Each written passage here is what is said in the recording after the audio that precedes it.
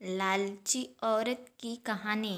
एक बार की बात है, एक छोटे से शहर में एक परिवार रहता था जिसमें सूरज और उसकी माँ बेहद खुशी से जीवन व्यतीत कर रहे थे। सूरज ऑटो चलाता था और उससे जो भी आमदनी होती थी, माँ बेटा खुशी खुशी उससे गुजारा करते थे। एक दिन सूरज की मौसी सूरज के घर आई। उसने सूरज की माँ से सूरज की शादी के बारे में बात की, जिससे सुनकर माँ बहुत खुश हो गई। अब सूरज के लिए एक अच्छी लड़की की तलाश शुरू हो गई। कुछ ही दिनों में सूरज की मौसी को एक रूपा नाम की लड़की मिली, जो देखने में बेहद खूबसूरत थी। सूरज को भी रूपा बहुत पसंद आई और दोनों ने शादी कर ली। शादी के बाद कुछ दिन बेहद खुशी से बीते, लेकिन सूरज और उसकी माँ को रूपा के बारे में यह नहीं पता था कि रूपा कितनी लालची लड़की है। रूपा ने शादी के कुछ दिनों बाद ही अपने रंग दिखाना शुरू कर दिया था।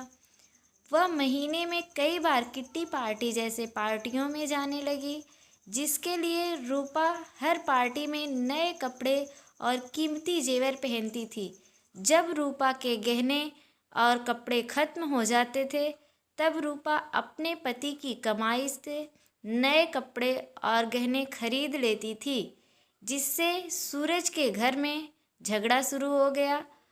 कई बार ऐसा होता कि महीने का राशन लाने के लिए जो पैसे होते थे, उन पैसों से भी रूपा अपने लिए गहने और कपड़े खरीद लेती थी। एक दिन सूरज ने कहा, रूपा, अपने नए कपड़े और नए गहने खरीदने में इतना पैसा बर्बाद करने का क्या फ़ायदा है। आपको सोचना चाहिए कि आपके पति की इतनी कमाई नहीं है कि आप एक महीने में 10 बार पार्टी में जाने के लिए नए नए आभूषण खरीद कर खर्च करें। यह सुनकर रूपा गुस्से से लाल हो गई और सूरज से कहने लगी, तुम हमेशा मुझसे कहते रहते हो, कभी भी तुम ज़्यादा कमाने के बारे में नहीं सोचते। यदि तुम ज़्यादा ऑटो रिक्शा चलाते तो ज़्यादा कमाई होती और आज मैं आराम से नए नए कपड़े पहन सकती थी। यह कहकर रूपा अपनी सास के पास जाती है और कहती है, माँ जी, जो गहने आपके पास हैं मुझे दे दो, मैं इससे पहनकर पार्टी में जाऊंगी। सूरज की माँ ने पूरी बात सुनने के बाद कहा कि पुराने ज़माने में सभी बहुएं अपने जेवर सास को देती थी, लेकिन तुम मुझसे गहने मांग रही हो।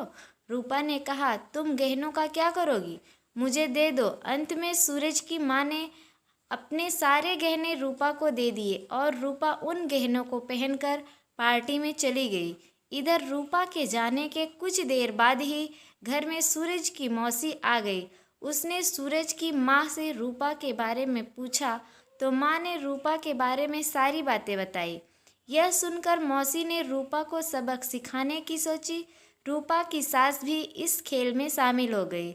सूरज की चाची घर का सारा राशन और सामान अपने घर ले गई और थोड़ी देर में अपने सारे गहने और कपड़े ले आई। गहने और कपड़े लाकर उन चीज़ों को घर की अलमारी में रख दिया और कुछ को रसोई में रख दिया। अपने घर जाने लगी।